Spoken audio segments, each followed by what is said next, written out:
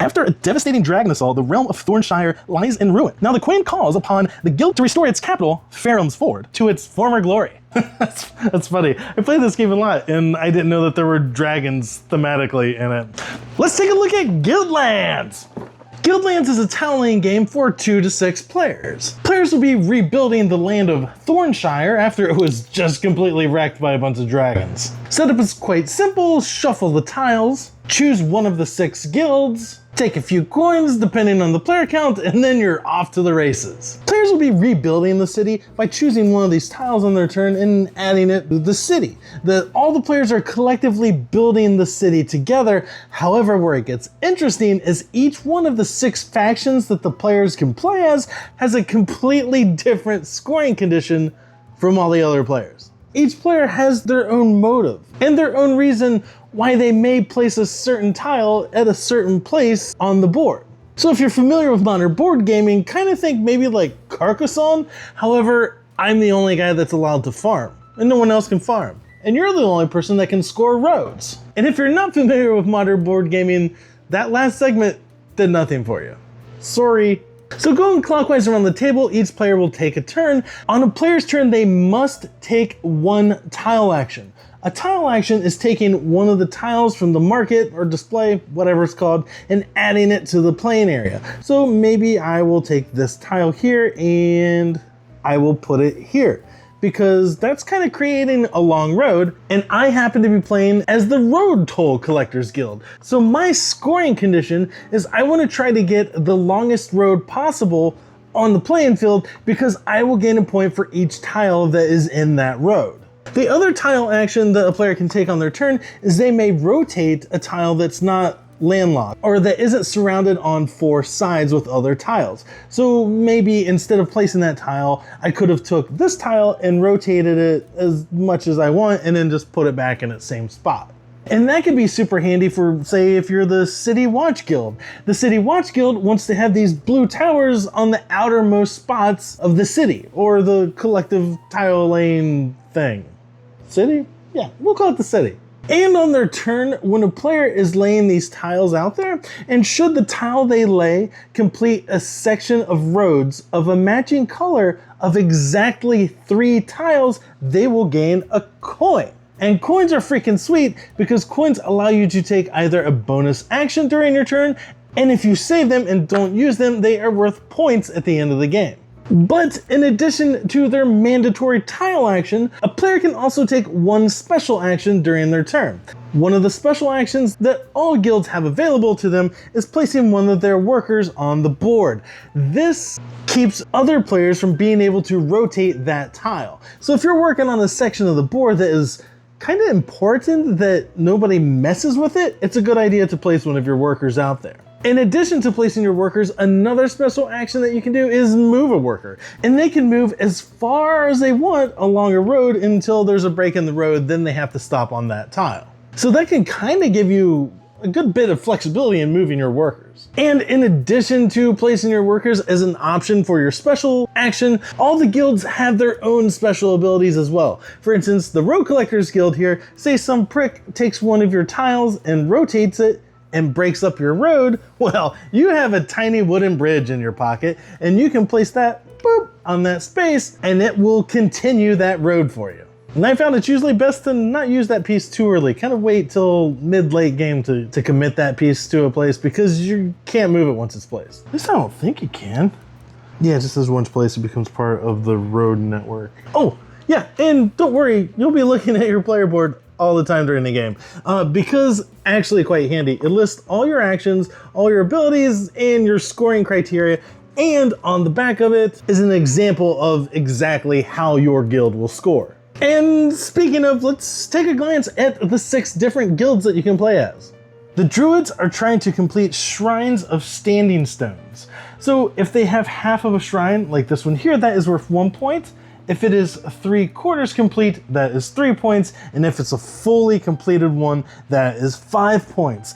And they have the option on the completed ones to put their shrine token on there, and this will gain them extra points for any standing stones in a row or column from that shrine token. So in this case, they would get an additional 1, 2, 3, 4 visible points. The Wizards Guild. They are trying to create squares or rectangles with their purple towers out here. So this would actually be a rectangle, so that would score 1, 2, 3, 4 points, a point for each tower in the corner. These towers can also be part of multiple squares or rectangles, and in addition to the printed towers on the tiles, they also get 2 of these little like meeple towers that they can place out on the board. So maybe I would place this one here, and then that one would create another square over there. So I'd get to score these 2 positions as well.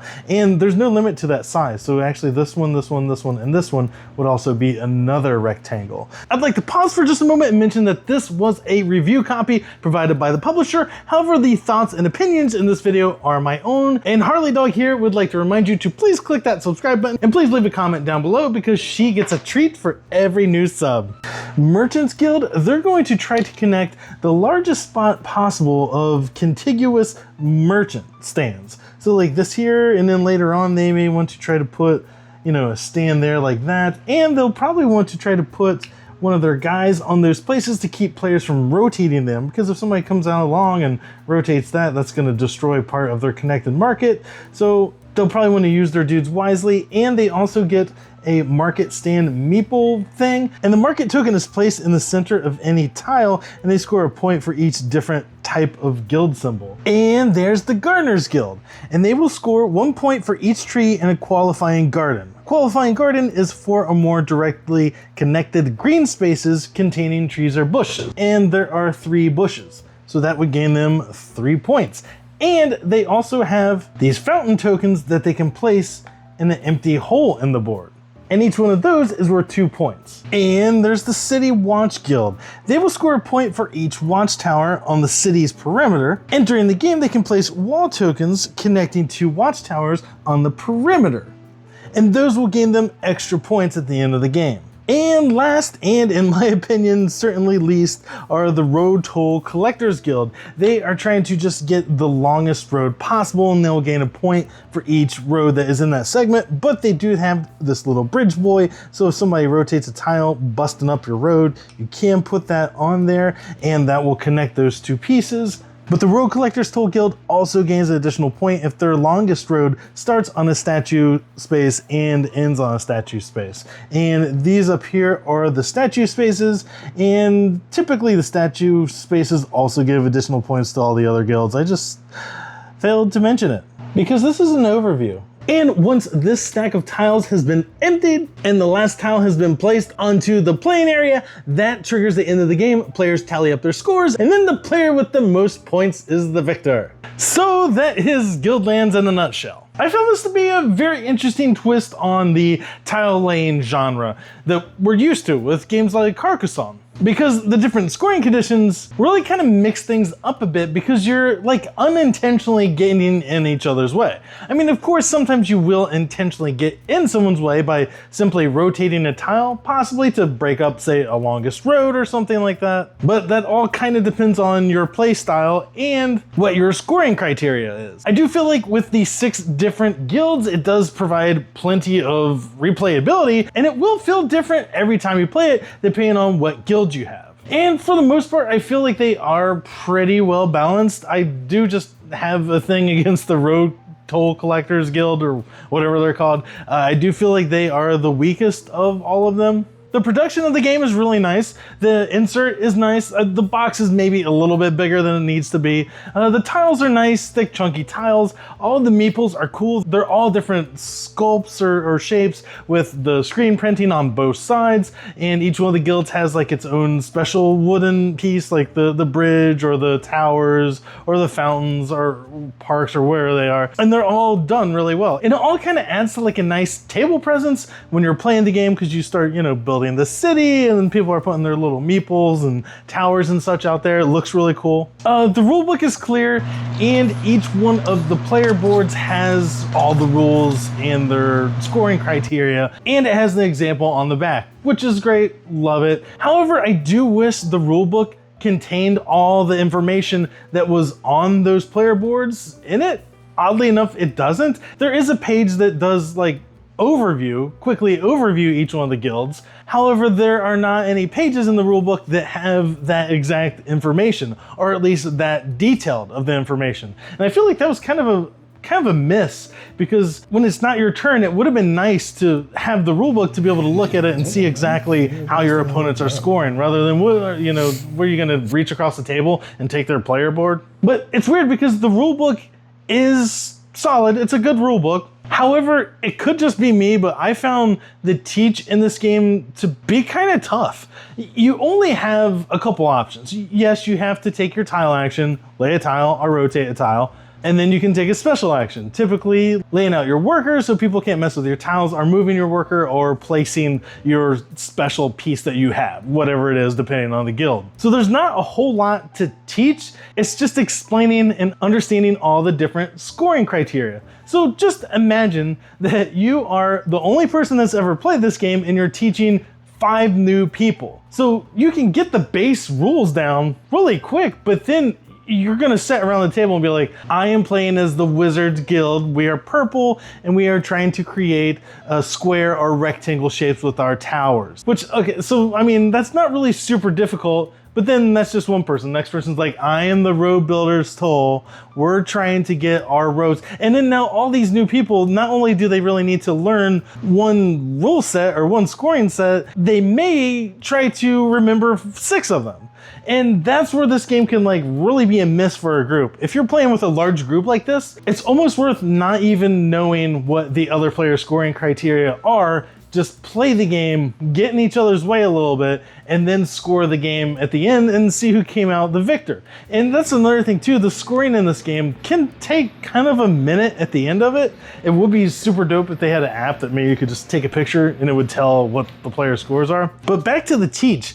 I've seen some players have some serious AP during this game because they weren't able to just play and just let it happen. So if that is you, want to be super competitive, especially early on, before you're very familiar with all the different guilds, you may have some kind of long, drawn out AP filled games if you're trying to min-max every single tile that you place. But then I feel like there's kind of the polar opposite in this game. If you play with just 2 players, the game feels like it takes forever. Like it just goes on and on and on because you don't remove any tiles from the game. So there's still the same amount of tiles being played for a 2-player game as there is the 6-player game. Which actually, I guess they couldn't really have a way to remove any tiles, because if you just randomly remove tiles, then you could possibly randomly be removing all the tiles that help out your particular guild that you're playing as. And that would totally suck. So I guess there's a couple different takeaways from this review. Some of my better experiences with this game, and the most enjoyable, I found to be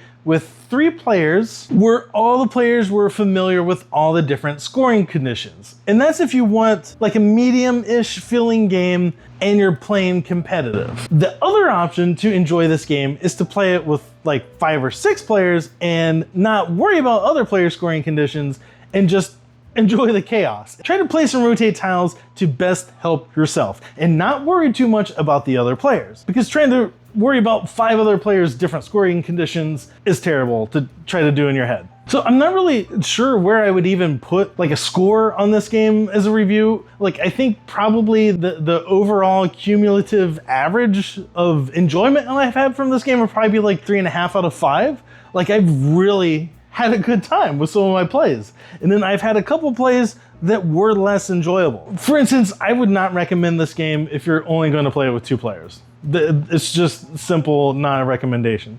Now, if you're playing with 4 players, I would suggest checking it out. It's a pretty interesting twist on tile laying. And if you're running the strategic game and you're playing with 3 people and probably the same 3 people and you're always mixing up the guilds, but you're familiar with the guilds, I think there's a good amount of replay value here. Or the polar opposite, if you're playing with 6 players and you just want each player to understand their own scoring condition and just go crazy, that's also fun too. But then if you hit those gaps in between those 2 scenarios, this game may or may not be a fit for you. So for me, I am going to keep this game in my collection because I do have those windows of opportunity where I do, like right now, after filming this video, I want to play it again. But I don't want to play it at 2 players. And probably don't want to play it at 4 players. There's those certain gaps though that I can highly recommend this game. So if you fall into any of those categories, I would highly suggest checking this one out, and that is Guildlands by Outset Games. And as always, thanks for watching another episode of Rolling with the Beard.